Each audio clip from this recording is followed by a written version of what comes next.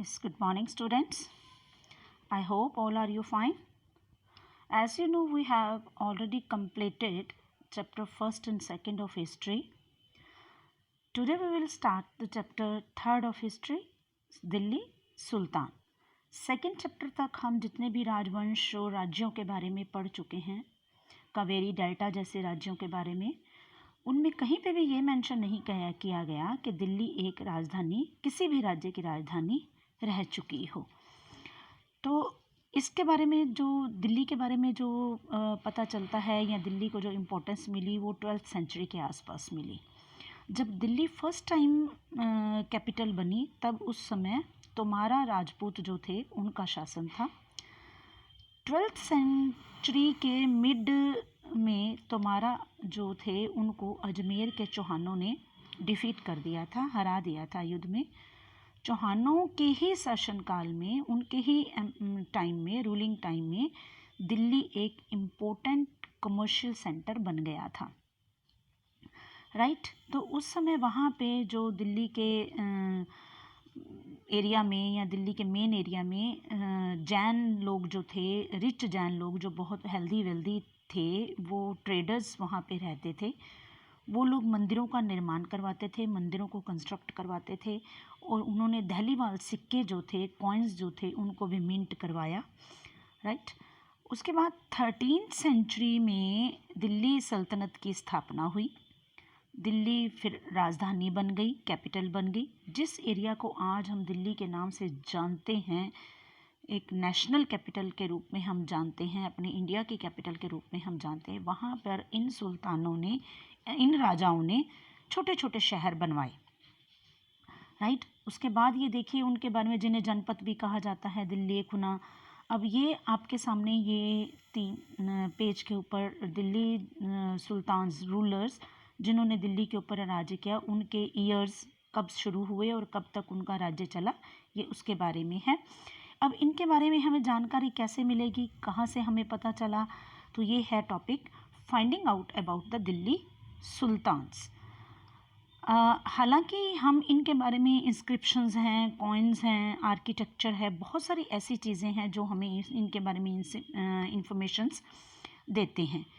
यहाँ पर स्पेशली जो तारीख़ के बारे में बात की गई है, तारीख़ और तवारीख़ 2 वर्ड आपको मिलेंगे. तारीख़ बोला जाता है सिंगुलर वर्ड में और तवारीख़ बोला जाता है प्लूरल वर्ड में. ये एक तवारीख़ जो है ये पर्शियन लैंग्वेज में बोली जाती थी, जो राजा के टाइम पे, सुल्तान के टाइम पे एडमिनिस्ट्रेशन की लैंग्वेज होती थी, एडमिनिस्ट्रेटिव लैंग्वेज होती थी. तवारीख़ को जो लिखने वाले जो ऑथर्स होते थे, राइटर्स होते थे, वो ज़्यादातर कौन होते थे? सेक्रेटरीज़ होते थे, एडमिनिस्ट्रेटर्स होते थे, पोइट्स होते थे. ये उनको लिखते थे और उन इवेंट्स को अपने किताबों में, डायरीज़ में नोट करते थे. उनको नोट करने के साथ साथ वो क्या करते थे? एक्सप्लेन भी करते थे और राजा को एडमिनिस्ट्रेशन को ठीक तरीके से चलाने की सलाह भी देते थे. और साथ भी राजा को ये भी बताते थे कि किसी के साथ इनजस्टिस नहीं होना चाहिए, प्रॉपर जस्टिस होना चाहिए. ये 4 पिक्चर्स आप देखोगे, ये पिक्चर्स किस लिए हैं? ये उन जो ये ऑथर्स ने जो ये इंस्क्रिप्शंस लिखी उनको बनाने का तरीका है. फर्स्ट पिक्चर में आप देखोगे कि वो पेपर को प्रेस करके पेपर को तैयार कर रहा है. सेकंड पिक्चर में आप देखोगे कि वो उसके ऊपर मैटर जो है, इवेंट्स जो हैं वो लिख रहा है. और थर्ड पिक्चर में आप देखोगे बड़ी सी पाइप के साथ वो फूंक मार के, जैसे किसी भट्टी में किसी चीज़ को पिघला रहा है, वो क्या कर रहा है? गोल्ड को मेल्ट कर रहा है. गोल्ड को मेल्ट क्यों कर रहा है? क्योंकि किसी इम्पोर्टेंट डेट को या इम्पोर्टेंट मैटर को जब हाईलाइट करना होता था तो वो गोल्ड मेटल से उसको हाईलाइट करते थे और फिर उसके बाद उसको वो बाइंड करने की कोशिश कर रहा है, जैसे आप लोग अपनी बुक्स वगैरह बाइंड करवाते हो. ठीक है. तो आगे देखो, आगे आता है keep the following additional details. अब यहाँ पर जो मेन बात आ जाती है, वो ध्यान देने वाली बातें ये हैं कि जो तारीख़ को लिखने वाले जो ऑथर्स होते थे, लेखक होते थे, वो कहाँ रहते थे? सिटीज़ में. राइट. Just wait. सिटीज़ में रहते थे, मेनली दिल्ली में रहते थे. वो क्या करते थे, इस हिस्ट्री को लिखते थे जो राइटर्स थे, वो सुल्तान्स के लिए लिखते थे, राजाओं के लिए लिखते थे, ताकि वो इस उम्मीद से लिखते थे, for the expectations of the ढेर सारे गिफ्ट रिवॉर्ड्स राजाओं से हमें मिले, और राजाओं को बर्थ राइट और जेंडर डिस्टिंक्शन के आधार पर राज्य को स्थापित करने की सलाह भी देते थे, बात करते थे राजा से, उनको आइडियाज़ देते थे। लेकिन उनके आइडियाज़ जो होते थे वो सब लोगों को पसंद नहीं होते थे। ये ज़रूरी नहीं होता कि हम जो बात बोल रहे हैं वो सबको पसंद आए। आजकल हम अपने घरों में भी देख लेते हैं या बाहर फ्रेंड सर्कल में भी देख लेते हैं कि जो सलाह हम दे रहे हैं, जो सजेशन हम दे रहे हैं, वो सबको पसंद आए, तो सारे लोग उनसे जो थे वो सेटिस्फाइड नहीं होते थे। आगे हम देखते हैं 1236 में सुल्तान इल्तुतमिश की जो बेटी थी रज़िया सुल्तान, वो सिंहासन पर बैठी, राजगद्दी पर बैठी। लेकिन इसमें ये बताया गया है कि वो अपने भाइयों से बहुत ज़्यादा इंटेलिजेंट थी, जो उसके रिलेटिव्स हैं अपने भाइयों से बहुत ज़्यादा इंटेलिजेंट थी, क्वालिफाइड थी, उसको शासन करने का बहुत अच्छा तरीका आता था।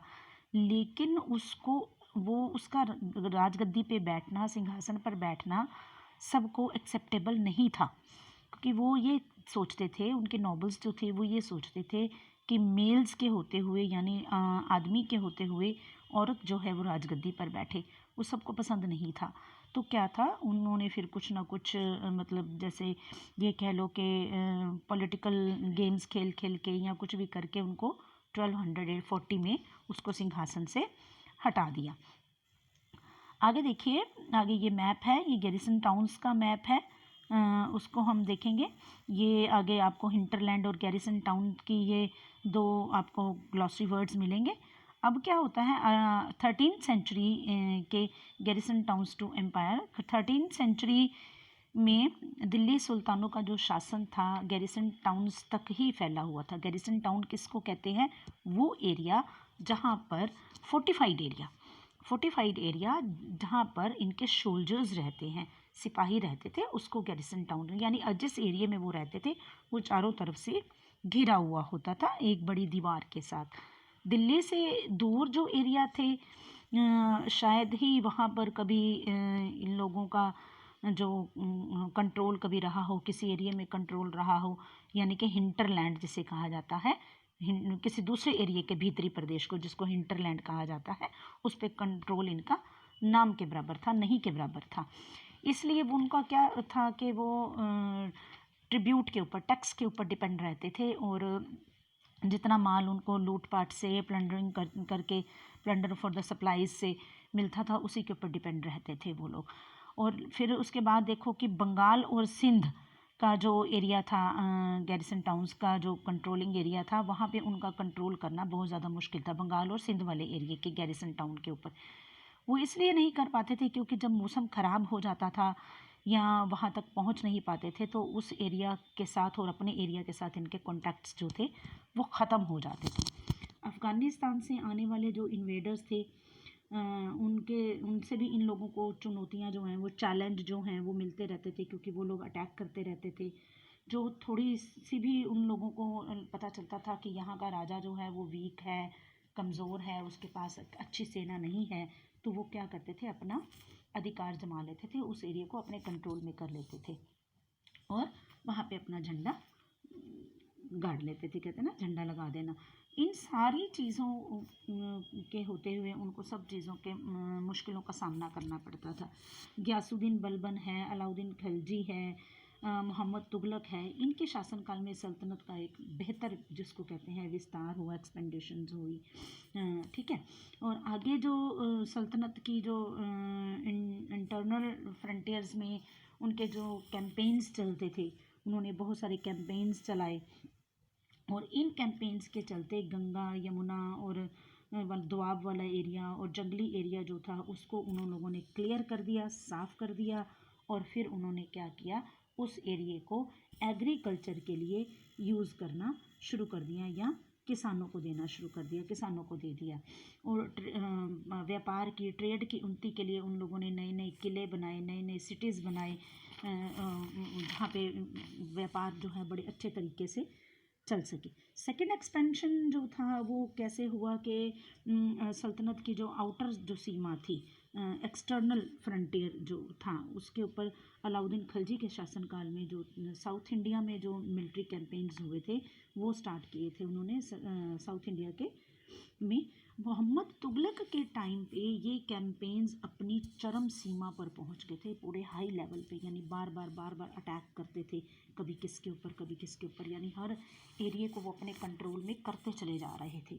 और जितने भी इन कैंपेन्स के ज़रिए जब जिस राज्य को वो हरा देते थे तो ज़्यादातर वो क्या करते थे, उस राज्य का के हाथी घोड़े और कॉइन्स और जो भी स्लैब्स जो होते थे उनके, जो गुलाम जिसको कहे जाते हैं, उनकी प्रेशियस स्टोन्स, प्रेशियस चीज़ें, हीरे जवाहरात, उनको सबको अपने कंट्रोल में ले लेते थे। By the end of the मुगलक मोहम्मद तुगलक, अब जब मोहम्मद तुगलक के शासनकाल का जो टाइम था, उस समय सब कॉन्टिनेंट का जो एक बड़ा हिस्सा था, बड़ा एरिया था, इस अभियान के अंडर में आ चुका था, जो ये कैंपेन्स थे उसके अंडर में आ चुका था। तुगलक ने जो अपने एनिमीज़ थे, जो शत्रु थे उसकी सेना को पराजित करके, हरा के सिटीज़ पर अपना कब्जा कर लिया था। ठीक है।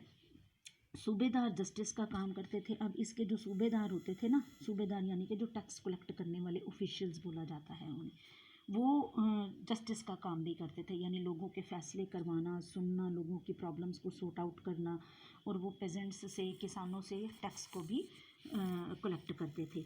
वो सूबेदारी के साथ साथ और भी बहुत सारे काम करते थे। ये जो आप किले देख रहे हो, मस्जिदें देख रहे हो, ये उस समय उन लोगों ने जो स्ट्रक्चर तैयार किए थे, या उनकी मस्जिदें देखी थी। अब यहाँ पे closer look administration and the consolidation under the Khaljis and the Tughlaq. अब यहाँ पे क्या था कि दिल्ली सल्तनत जैसे वास्ट किंगडम को के कंसोलिडेशन के लिए एक, कहते हैं ना, किसी विश्वसनीय फेवरेबल सूबेदार और एडमिनिस्ट्रेटर्स की ज़रूरत पड़ी उन्हें। ये अंडरस्टूड है कि किसी भी राज्य को, किसी भी शासन को चलाने के लिए, या किसी भी इंस्टीट्यूट को कह लो, कुछ भी कह लो, उसको चलाने के लिए किसी हमें फेवरेबल पर्सन्स की ज़रूरत होती है। तो ऐसे ही इनको सूबेदार और एडमिनिस्ट्रेटर्स की ज़रूरत थी, जो उनके प्रति विश्वास से काम कर सकें। दिल्ली के सुल्तान अपने स्पेशल जो थे, स्लैव्स जो थे, उनके जो नौकर थे और सूबेदार, उनको सूबेदार बनाना चाहते थे। जो पहले वाले लोग थे उनको हटा के अपने स्लेव्स को बना देते थे, जिन्हें बंदगा कहा जाता था पर्शियन भाषा में, और उन्हें स्पेशल ट्रेनिंग दी जाती थी। उनको स्पेशल ट्रेनिंग देते थे, सूबेदार भी ऐसे काम करना है, हर चीज़ उनको सिखाई जाती थी। वे पूरी तरीके से, जो ये लोग थे, जो सूबेदार थे, ये अपने मास्टर के प्रति, अपने मालिक के प्रति बड़े फेवरेबल भी होते थे और उनके ऊपर डिपेंड होते थे, और मालिक भी उनके ऊपर डिपेंड होते थे। यानी सूबेदार जो थे वो राजा के ऊपर डिपेंड होते थे, राजा जो थे वो सूबेदार के ऊपर डिपेंड होते थे, यानी एक दूसरे के दोनों की रजामंदी से काम चलता था। ठीक है। अब खलजीज और जो तुगलक शासक थे, वो बंदगाओं का, जो बंदगा थे, जो इनके सूबेदार थे, उनका ये बहुत अच्छे तरीके से यूज़ करते थे, यानी हर चीज़ में उनका यूज़ करना। अपने ऊपर डिपेंड लोगों को पॉलिटिकल पोजीशंस तो दे देते थे, उन्हें मिलिट्री कमांडर्स भी बना देते थे, गवर्नर्स की सीट्स भी दे देते थे, पॉलिटिकल पोजीशंस, हाई पोजीशंस भी दे देते थे। तो इससे क्या था कि उनके राज्य में जो उनका जो पब्लिक थी, आम पब्लिक जो थी, या उनके अंदर और जो मंत्री लोग होते थे उनके दरबार में, उससे क्या था कि राज्य में इनके पॉलिटिकल इंस्टेबिलिटी क्रिएट होनी शुरू हो गई थी। ठीक है। अराजकता जिसको कहते हैं, फैलनी शुरू हो गई थी। और फिर उसके बाद देखो, स्लेव्स एंड द क्लाइंट्स, और जो स्लेव्स थे, डिपेंडेंट लोग थे, वे अपने मास्टर के प्रति फेवरेबल थे, ये पहले हम पढ़ चुके हैं। ठीक है। बट उनके जो हायर्स थे, यानी उनके जो उत्तराधिकारी होते थे ना, अब राजा के प्रति तो उन लोगों ने फेवरेबल रहना, ये तो उनकी मजबूरी थी, क्योंकि राजा उनके ऊपर डिपेंड होता था और ये राजा के ऊपर डिपेंड होते थे। लेकिन वो उनके उत्तराधिकारी, हायर्स के ऊपर के प्रति वो फेवरेबल नहीं होते थे। उसका कारण क्या था कि वो कहते थे कि हमने जो प्रॉमिस किया हुआ है, हम जो नौकरी कर रहे हैं वो राजा की कर रहे हैं, उनके उत्तराधिकारियों की नौकरी नहीं कर रहे हैं। तो दैट्स वाई उनके बाद कोई भी जो नया शासक आता था या गद्दी पर बैठता था, तो वो उनके प्रति उनका लगाव नहीं होता था, अटैचमेंट नहीं होती थी। फिर क्या होता था, नए और पुराने जो राजा होते थे उनके बीच में आपस में कन्फ्लिक्ट्स होते रहते थे, झगड़े होते रहते थे। अब पर्शियन तारीख के जो राइटर्स थे वो क्या सोचते थे कि लो कास्ट के लोगों को हाई पोस्ट पर बैठाने की जो थी उन लोगों ने आलोचना की, क्रिटिसिज्म किया। जो तारीख लिखते थे, ऑथर्स थे, उन लोगों ने इन चीज़ों को लिखने की आलोचना की, क्रिटिसिज्म किया इस चीज़ के बारे में। अब आगे हम देखेंगे लाइक द अर्लियर सुल्तान्स। अब खलजी और उस तुगलक ने जो था वो क्या करना शुरू कर दिया था, अपने रेवेन्यू सिस्टम को बढ़ाने के लिए या उसको अच्छे से चलाने के लिए उन लोगों ने क्या किया था, लैंड के जो जितने भी किसानों के पास जो ज़मीन होती थी उसके साइज़ मेज़रमेंट को करना शुरू कर दिया, मेज़रमेंट लगाना शुरू कर दिया था। उसके हिसाब से जितना साइज़ किसी लैंड का होता था उस हिसाब से वो मिलिट्री कमांडर्स को सूबेदार के रूप में अपॉइंट करते थे।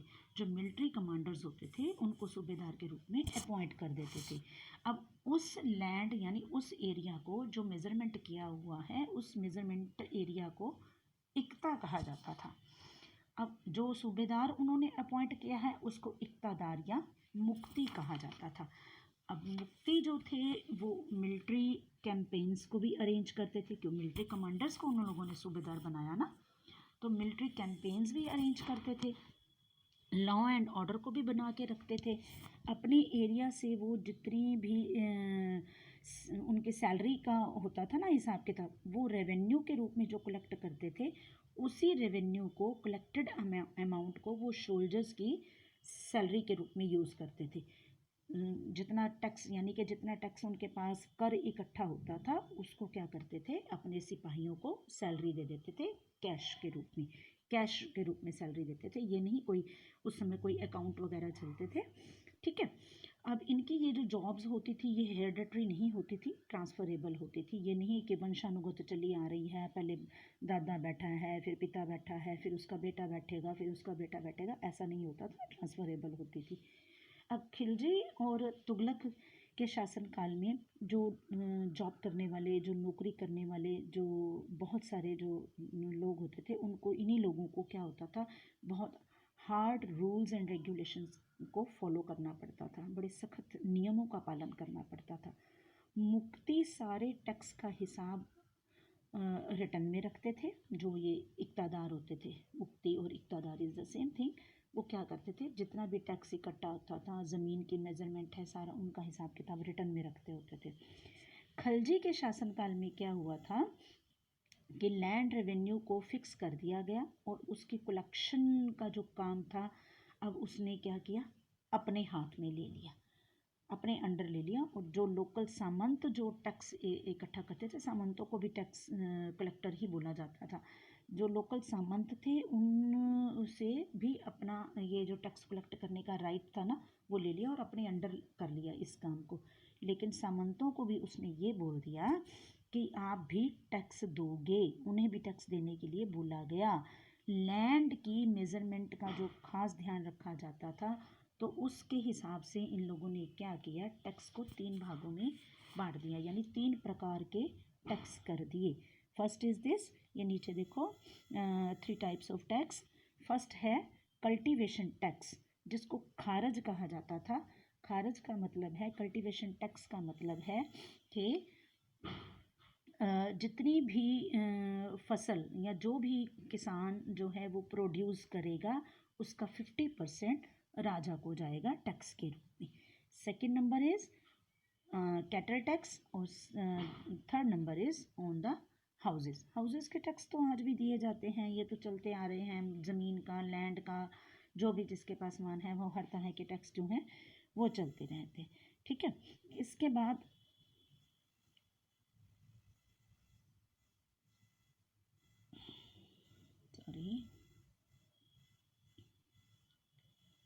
It is important to remember the large parts of the subcontinent. अब फाइनली ये बात याद रखने योग्य है, या ये बात रखनी बहुत ज़रूरी है याद है, कि सब कॉन्टिनेंट का जो बहुत बड़ा हिस्सा था, जो एरिया था, वो दिल्ली सुल्तान के कंट्रोल से बाहर था। और ख़ास तौर पे बंगाल जैसे जो जितने भी दूर के एरियाज़ थे उनके ऊपर कंट्रोल करना बहुत मुश्किल था। साउथ इंडिया को जब उन्होंने एनेक्स किया, जब उसको जीता, तो वो सारा एरिया, बाकी का सारा एरिया जो क्या था वो फिर से एक बार इंडिपेंडेंट हो गया, फिर से स्वतंत्र हो गया। यहाँ तक कि गंगा के पास के जो प्लेन एरिया थे वो फॉरेस्ट एरिया और वो सारे जो एरियाज़ थे उसमें सुल्तान की सेना ने क्या किया, आक्रमण करने में जहाँ तक वो पहुँच सकते थे नहीं पहुँच पाए, वो असक्षम रहे, यानी वहाँ तक उनका पहुँच पाना बहुत ही मुश्किल था। अब खलजी और तुगलक इन इलाकों पर ज़बरदस्ती अधिकार तो कर लेते थे, लेकिन कंट्रोल वो क्या था, वो ज़्यादा समय तक टिक नहीं पाता था, नहीं रह पाता था उनका कंट्रोल। ठीक है। अब मंगोल अंडर द जंगीज़ खान, अब ये जंगीज़ खान जो था वो मंगोलों के अंडर में 1219 में नॉर्थ ईस्टर्न एरिया जो आज उज़्बेकिस्तान, ईरान वाली साइड उज़्बेकिस्तान के नाम से जाना जाता है, वहाँ इन लोगों ने अटैक किए और उसके बाद तुरंत ही साथ साथ ही उन लोगों ने दिल्ली पर भी अटैक कर दिए। खलजी और तुगलक जो थे उनके शासनकाल के स्टार्टिंग में ही मंगोलों ने के अटैक जो थे वो बढ़ गए थे। मंगोल जो थे बार बार अटैक करते थे।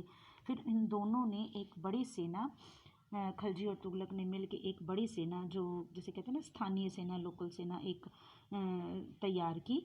लेकिन इस सेना को, वास्ट सेना को संभालना एक इनके लिए बहुत बड़ा चैलेंज था। ठीक है। अब लास्ट में उसके बाद आप ये देखो, ये वाला टॉपिक है the sultan in the 15th and the 16th century. अब 15वीं और 16वीं शताब्दी में सल्तनत किसकी थी? तुगलक वंश के बाद 1526 तक दिल्ली और आगरा में सैयद और लोधी वंशों का राज्य रहा। अब उनकी राजधानियाँ जो थी वो बड़ी समृद्ध थी, बड़ी अच्छी फल फूल रहे थे, वो प्रॉस्परस कहते हैं ना जिसको, समृद्धशाली राजधानियाँ थी उनकी। और इसी समय, इसी टाइम पर अफ़गान और राजपूतों के जो नए शासक थे वो निकल के आए, अलग अलग निकल के आए। अब शेरशाह सूरी ने जैसे 1540 से, यानी 1540 से 1545 तक, तो ये सारा जो है जो राज्य राजा लोग निकल के आए। मुग़ल सम्राट हुमायूं आया है, उसके बाद शेरशाह आया, हालांकि शेरशाह सूरी आया, फिर उसके बाद अकबर आया। तो ये सारे लोग जो आए उन लोगों ने दिल्ली के ऊपर अपना राज्य किया। तो it's okay, the chapter is third is completed. I hope all are you understand this chapter. So if you find any type of problem or any type of query, you can discuss with me anytime. Okay.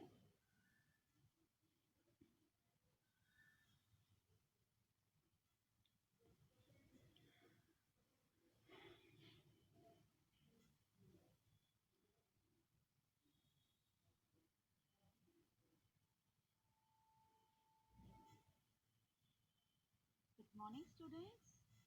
I hope all are you fine. Yes, Kavita.